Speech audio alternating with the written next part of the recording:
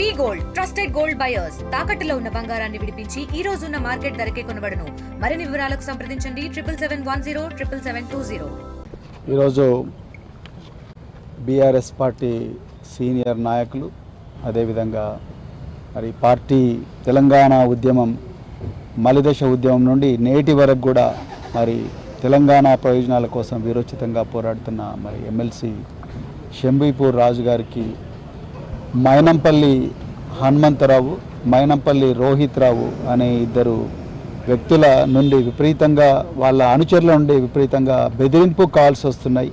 నిన్ను చంపుతాము, నువ్వు ఏం చేసుకుంటావో చేసుకునే బెదిరింపు కాల్స్ చాలా విపరీతంగా వస్తుంటే ఆధారాలన్నిటితోని ఈరోజు సైబరాబాద్ పోలీస్ కమిషనర్ అవినాష్ మహంతి గారికి మరి మేమందరం కూడా పెద్దలు మధుసూనాచారి గారు, దాసో శ్రవణ్ గారు, వివేకానంద్ గారు, రవీంద్రరావు గారు, షంబీపూర్ రాజు గారు అందరంగా మరి మేమందరం కూడా లక్ష్మారెడ్డి గారు, తర్వాత డాక్టర్ సంజయ్ గారు అందరం కలిసి ఈరోజు ఒక కంప్లైంట్ ఇవ్వడం జరిగింది.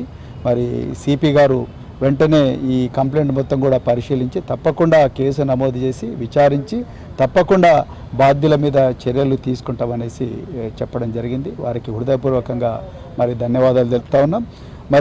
మరి ముఖ్యంగా నేను మళ్ళీ తెలంగాణ డీజీపీ గారిని అదేవిధంగా మరి మిగతా పోలీస్ అధికారులను ఒక్కటే రిక్వెస్ట్ చేస్తున్నా, ఈ మైనంపల్లి హనుమంతరావు మాజీ ఎమ్మెల్యే అదేవిధంగా మైనంపల్లి రోహిత్ రావు వీళ్ళ ఆగడాలు విపరీతంగా పెరిగిపోతూ ఉన్నాయి. వీళ్ళు రోడ్డు మీద 300 వాహనాలతోని రోడ్డును మొత్తం బ్లాక్ చేసినా కూడా మీరెవ్వరు కూడా వీళ్ళ మీద కేసులు రిజిస్టర్ చేయడం లేదు. వీళ్ళు అనరాని భాష, అన్పార్లమెంటరీ లాంగ్వేజ్ ఓపెన్గా మీడియా ముందు పెట్రోలు పోసి చంపుతాము బిడ్డ అని కేటీఆర్ను, హరీష్ రావు గారిని బెదిరించినా కూడా మీరెవ్వరు కూడా కేసులు రిజిస్టర్ చేయడం లేదు.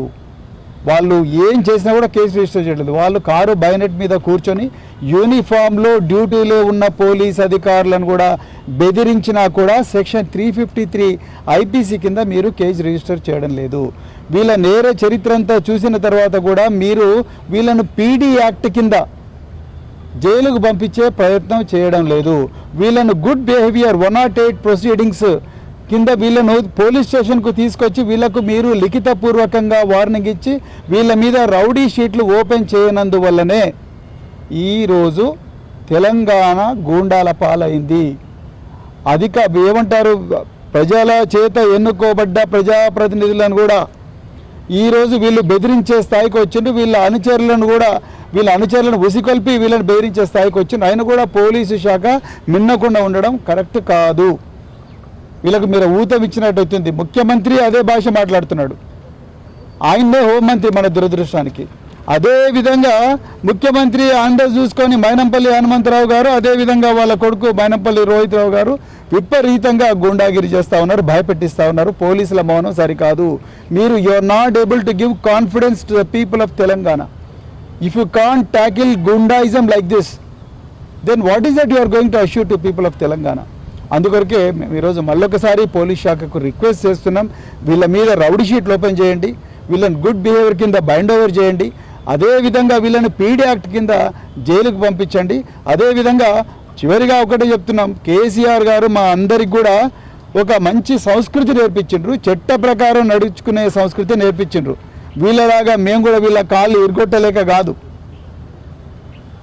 దయచేసి తెలంగాణ ముఖ్యంగా మైనంపల్లి హనుమంతరావు గారు, మైనంపల్లి రోహిత్ రావు ఆయన అనుచరులు ఎవరైతే ఉన్నారో మేము ఆ పని చేయలేక కాదు, కానీ చట్టాన్ని గౌరవిస్తూ రాజ్యాంగాన్ని గౌరవిస్తూ కేసీఆర్ గారు ఏ విధంగా అయితే నడుచుకోమన్నారో ఆ విధంగా నడుచుకోమన్నందుకే మేము ఇలా మరి సంయమనంతో బతుకుతున్నాం, సంయమనంతో రాజకీయాలు చేస్తున్నాం. ఇప్పటికైనా బుద్ధి తెచ్చుకోండి.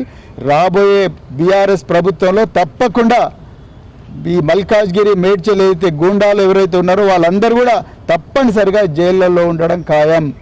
జైళ్ళలో ఉండడం మీరు ఎన్ని చేసినా కూడా మీకోసం ఒక ట్రిబ్యునల్ ఏర్పాటు చేసి జైళ్ళలో పెట్టడం ఖాయం. అదైతే గుర్తుపెట్టుకోండి. ఇప్పటి నుంచైనా గూండాయిజం బంద్ చేసుకోండి. ఘోరంగా ఉందండి శాంతి భద్రత. ఒక నేర చరిత్ర ఉన్న వ్యక్తే ముఖ్యమంత్రి, హోంమంత్రి అయినప్పుడు శాంతి భద్రతలు ఏముంటుంది?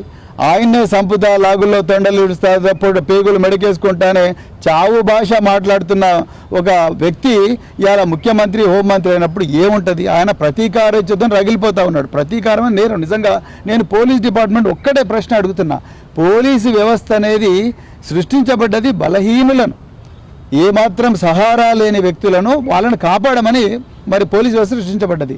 ఇలా అధికారంలో ఉన్న వ్యక్తులు దౌర్జన్యాలు చేస్తుంటే ప్రతిపక్షాలను రక్షించాల్సిన బాధ్యత పోలీసు వ్యవస్థ మీద ఉంది.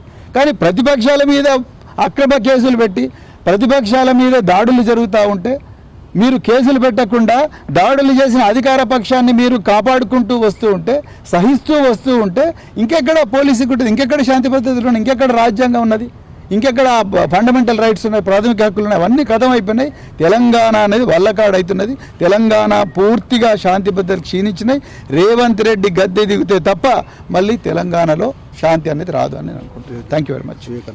తెలుగులో న్యూస్ కి ఫాస్టెస్ట్ యాప్ ఇప్పుడు టోటలీ న్యూ అవతార్లో జస్ట్ 5 seconds లో కంప్లీట్ న్యూస్, సోషల్ మీడియాలో ట్రెండ్స్ కి one stop solution, live TV app, voice search option తో ఇప్పుడే డౌన్లోడ్ చేయండి లేదా అప్డేట్ అయిపోండి. యాప్ లింక్ డిస్క్రిప్షన్ లో ఉంది.